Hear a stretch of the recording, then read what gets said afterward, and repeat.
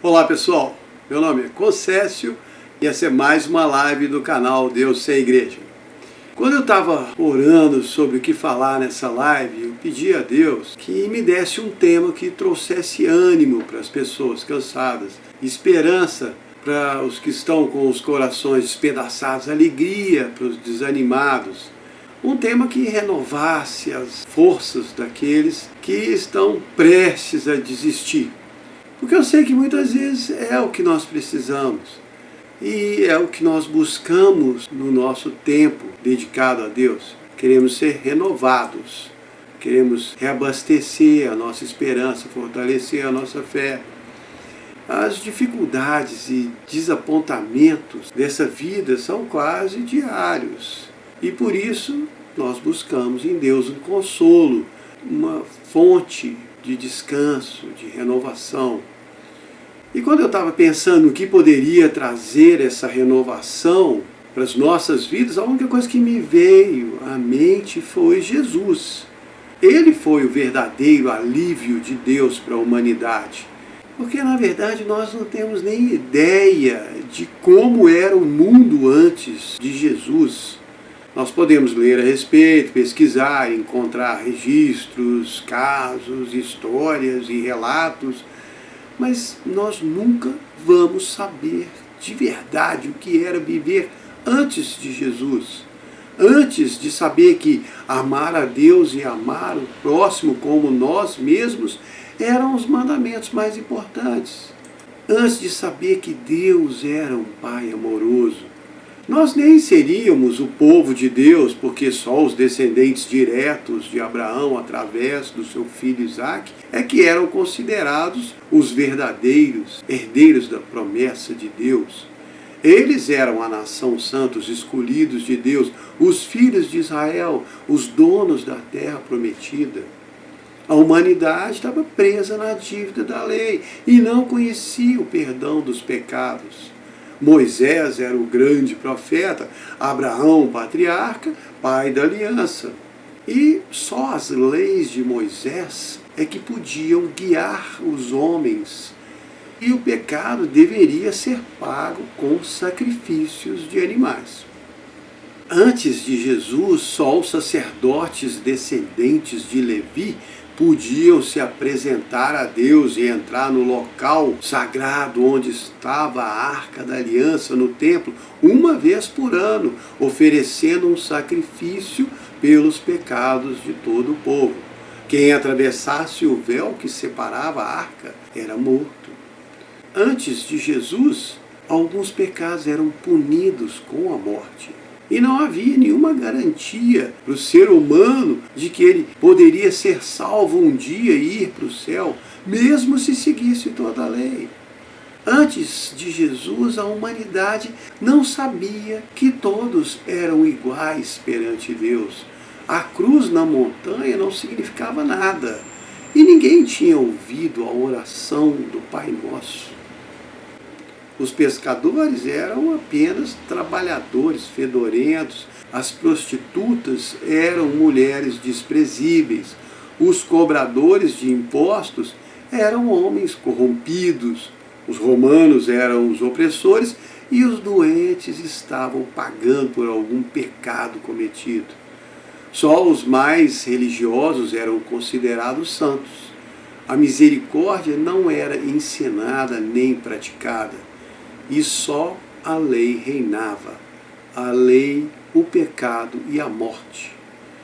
Esse era o destino dos homens, servir a lei, ser prisioneiro do pecado toda a vida e aguardar a morte sem esperança. Essa era a vida antes de Jesus. Mas então um dia brilhou uma nova luz na noite da humanidade.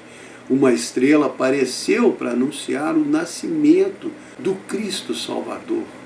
E a história do menino Jesus é muito conhecida e celebramos o seu nascimento no Natal, mas esse não foi o grande momento da humanidade. Foi só o começo, porque o melhor ainda estava por vir. Nem a sua infância e nem a adolescência foram de grande importância, porque ele tinha que viver como um de nós até a vida adulta, tinha que passar o que nós passamos, sofrer o que nós sofremos e ser provado com as mesmas provações que nós somos. Porque, como disse Paulo na sua carta aos Hebreus, no capítulo 4, versículo 15, nós não temos um sacerdote que não pode se compadecer das nossas fraquezas, mas sim um que, como nós, foi tentado em tudo e sem pecado. E por isso Paulo também continua dizendo, podemos então chegar com confiança ao trono de Deus, receber misericórdia e achar graça para sermos socorridos no momento oportuno. Quem nos deu isso foi Jesus.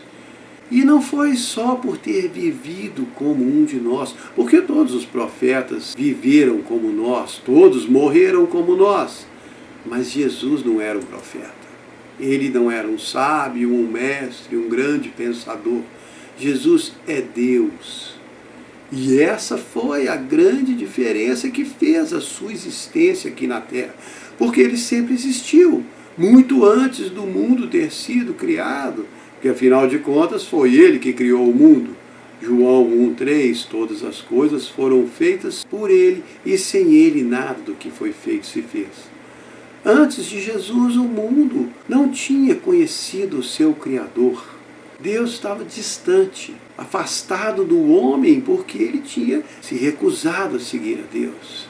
O Criador tinha feito a sua melhor criação e a presenteou com a sua maior obra de arte. Ele fez o homem e deu a ele o mundo. Mas o homem decidiu não seguir a Deus, abandonou o seu Criador e Pai e resolveu seguir o invejoso e enganador que queria só ter o que o homem tinha. E em João 1, continua no versículo 10, ele estava no mundo, o mundo foi feito por ele, mas o mundo não o conheceu. Antes de Jesus, o mundo não conhecia Deus. Jesus veio ensinar ao homem quem era o seu Criador. Deus se vestiu de criatura para se apresentar ao homem, para ficar mais fácil para o homem entender quem é Deus. E esse homem estava totalmente apegado à lei. Ele achava que a lei era a solução dos seus problemas. Ele se guiava pela lei e via nela um padrão de comportamento. Só que esse padrão não agradava a Deus, porque não incluía o amor, a compaixão e a misericórdia. Foi por isso que Jesus repreendeu os religiosos lá em Mateus 23, dizendo: vocês negligenciam o mais importante da lei, a justiça, a misericórdia e a fé. Eles não eram amorosos, eram legalistas. Mateus 9,13, Jesus disse: aprendam o que significa misericórdia quero e não sacrifício. Jesus teve que limpar toda a sujeira da autojustiça, do legalismo que tinha impregnado a religião e ensinar um novo conceito de agradar a Deus e viver perto dele. Antes de Jesus, os valores eram terrenos, bens, posses, riqueza, prosperidade. As pessoas pensavam que os ricos iam para o céu e os pobres não. Por isso, quando Jesus falou em Mateus 19:24, que é mais fácil passar um camelo pelo fundo da agulha do que um rico entrar no reino dos céus, os seus discípulos ficaram admirados e disseram: quem poderá então se salvar? Porque essa era a ideia deles. Mas Jesus não estava condenando os ricos, ele estava redefinindo valores. Por isso disse em Lucas 12,15, a vida de um homem não consiste na abundância dos bens que ele possui. E depois lá em Mateus 16:26, o que aproveita um homem ganhar o mundo inteiro e perder sua alma? Ou o que dará o homem em troca da sua alma? Os conceitos de certo e errado, do que era justo, do que era bom, estavam todos deturpados pela religião, pelos religiosos. E por isso Jesus repreendeu eles tão fortemente lá no capítulo 23 do Evangelho de Mateus. Em Mateus 23:13, Jesus falou: vocês fecham o reino dos céus para os homens, nem vocês entram, nem deixam entrar os outros. E é por isso que Jesus foi o maior alívio de Deus para a humanidade. Ele veio ensinar o perdão, o amor, a paciência, a misericórdia. E ele não só ensinou, mas deu o exemplo. Quando ele e seus discípulos estavam indo para Jerusalém, passaram por uma aldeia dos samaritanos, Jesus disse para eles irem lá, procurar um lugar para se hospedarem, mas as pessoas da aldeia se recusaram a recebê-los. Está lá no final do capítulo 9 do Evangelho de Lucas. Aí os discípulos chegaram para Jesus e falaram: Senhor, quer que nós mandemos fogo do céu para consumir essa aldeia, como fez Elias? E Jesus repreendeu os discípulos e disse: vocês não sabem de que espírito são. O Filho do Homem não veio para destruir as almas dos homens, mas para salvá-las. O mais legal foi o que Jesus falou: vocês não sabem de que espírito são. Porque o Espírito de Deus é um espírito de amor e misericórdia, não de fogo e destruição. É claro que quando precisa o fogo vem, mas não é regra geral. A prioridade é o amor e a misericórdia. E Jesus ainda completou falando: eu não vim para destruir as almas dos homens, mas para salvá-las. Ele veio para trazer alívio, salvação, libertação, independente da sua religião, da sua seita, da sua crença. Se você reconhecer Jesus como quem Ele é de verdade e receber o sacrifício que Ele fez por você, pronto, está aí a sua libertação. É o que diz ainda no capítulo 1 do Evangelho de João. Lembra que nós começamos a ler no início da live, João 1,11.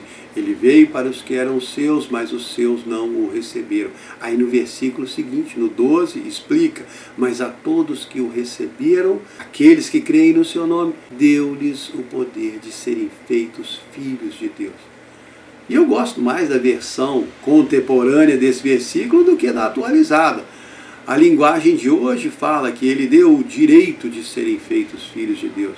E na contemporânea fala que ele deu o poder de serem feitos filhos de Deus. Porque se tornar um filho de Deus envolve ter parte no poder de Deus. Ser filho de Deus é ter poder. Muito legal. E esse poder é o mesmo poder que Jesus tem. E ele nos deu esse poder. O poder sobre o pecado e a morte. E aí que vem o maior alívio de todos, porque durante séculos a humanidade foi refém do pecado e da morte. E aqui é que nós descobrimos que o grande cumprimento da promessa que Deus fez a Abraão não foi só para os descendentes físicos dele, os filhos de Isaac, porque lá em Gênesis 22:18, ele disse: na sua descendência serão abençoadas todas as nações da terra.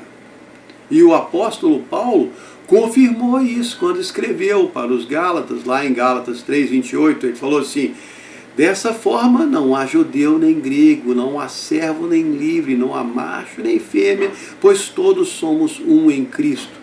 E se somos de Cristo, então somos descendentes de Abraão e herdeiros da promessa. Significa que Jesus trouxe a maior libertação de todas. Ele libertou a humanidade do pecado, quando se ofereceu como sacrifício pelos pecados do mundo. Lembram lá, ele é o Cordeiro de Deus que tira o pecado do mundo. Nos libertou da lei, como diz em Gálatas 3:13, Cristo nos resgatou da maldição da lei e nos libertou da morte, quando ressuscitou. Como Paulo falou lá em Romanos 6:5, somos batizados com ele na sua morte e também seremos na sua ressurreição. E 2 Timóteo 2:11, já morremos com ele, também com ele viveremos. Então acabou, não tem nada nesse mundo que possa nos prender e amaldiçoar. Quer pensar numa coisa que vai aliviar a carga? Você não vai morrer. Na verdade, o seu corpo vai morrer uma vez e pronto. Você vai para o céu, receber um corpo novo e viver lá para a eternidade. Eu sei que isso vai contra os ensinamentos da reencarnação, mas como diz Hebreus 9:27, aos homens está ordenado morrer uma só vez. Se você recebeu Jesus como seu Salvador, aceitou o pagamento da sua dívida espiritual, Ele te libertou até da maldição da reencarnação, se você acredita nela. Ele tem poder para isso. Então não existe maldição nenhuma para nós que recebemos Jesus e nenhuma condenação. Como diz lá em Romanos 8:1, nenhuma condenação há para os que estão em Cristo Jesus. Mesmo que a nossa vida aqui nessa terra seja uma dureza, Jesus nos deu o maior alívio de todos, o alívio eterno. Como diz ainda no mesmo capítulo de Romanos 8:18, as aflições desse tempo presente não se podem comparar com a glória que será revelada para nós. E isso ninguém pode tirar de mim. Eu vou ter que ler o final do capítulo de Romanos 8, muitos de vocês já conhecem, mas é muito precioso. Romanos 8, de 33 a 39. Quem tentará acusar os escolhidos de Deus? É Deus quem os justifica. Quem nos condenará? Cristo morreu por nós e ressuscitou dos mortos e está à direita de Deus e também intercede por nós. Quem nos separará do amor de Cristo? Dificuldade, angústia, perseguição, fome, nudez, perigo, maldade? Eu estou certo de que nem a morte, nem a vida, nem os anjos, nem os poderes, nem os governos, nem o presente, nem o futuro, nem a altura, nem a profundidade, nem qualquer outra criatura pode nos separar do amor de Deus que está em Cristo Jesus, nosso Senhor. É isso aí, pessoal. Se der tudo errado, ainda assim vai dar certo. Porque Deus é por nós. Romanos 8:31. Espero que vocês tenham gostado. Muito obrigado.